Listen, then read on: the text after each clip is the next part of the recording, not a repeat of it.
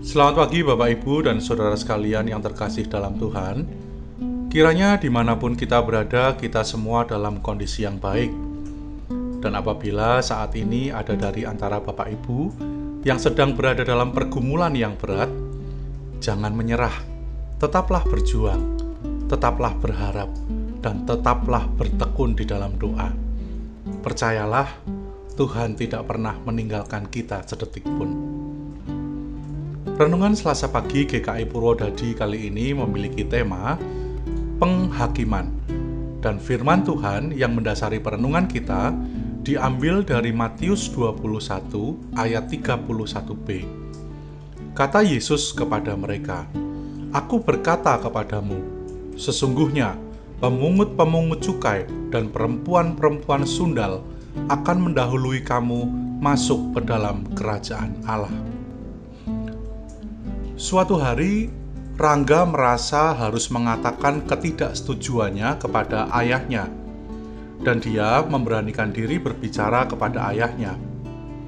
"Yah, aku tidak setuju kalau ayah merokok, karena merokok itu merusak paru-paru ayah.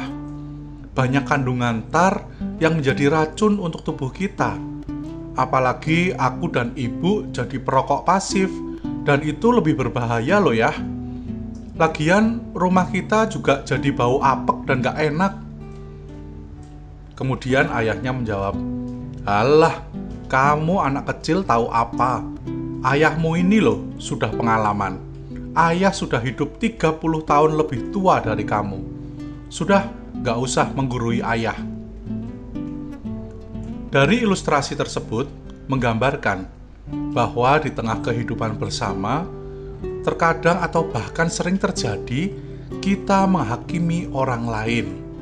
Misalnya, jika ada lelaki berambut panjang dan tubuhnya penuh tato, telinganya penuh tindik, kita akan lebih mudah menyebutnya dengan sebutan orang jahat atau anak nakal. Orang yang memakai jas dan berbau harum sering kita sebut dengan sebutan orang baik. Anak-anak sering dianggap tidak tahu apa-apa, dan orang yang lebih tua selalu dianggap lebih dewasa dan lebih bijaksana. Padahal dalam kenyataannya tidak selalu demikian. Banyak kita mendapati orang yang tampak alim justru sering melakukan hal-hal yang buruk. Orang yang menggunakan jas, tampak berpendidikan, justru berani mengkorupsi uang rakyat. Hal yang tampak baik tidak selalu baik, dan hal yang tampak buruk belum tentu buruk. Mungkin kita belum terlalu kenal, mungkin kita belum dapat memahami pemikiran orang lain, mungkin kita belum mengetahui sesuatu di balik semua sikapnya. Akhirnya, relasi yang terbatas dapat menyebabkan munculnya penghakiman kepada orang lain. Jika kita membaca secara utuh perikop ini dalam Matius 21 ayat 28-32, kita mendapati perumpamaan tentang dua orang anak yang menerima tugas dari sang ayah, di mana perumpamaan tersebut menggambarkan tentang kehidupan orang Yahudi. Di satu sisi, mereka menekankan ibadah atau kesalehan rohani. Namun, di sisi lain, orang Yahudi sering mengabaikan sesamanya atau mengabaikan relasi sosial. Memiliki kesalehan rohani belum tentu tanggap kepada keadaan sosial di sekitarnya. Rajin beribadah dan belajar tentang ajaran kasih belum tentu praktek hidupnya menerapkan ajaran kasih.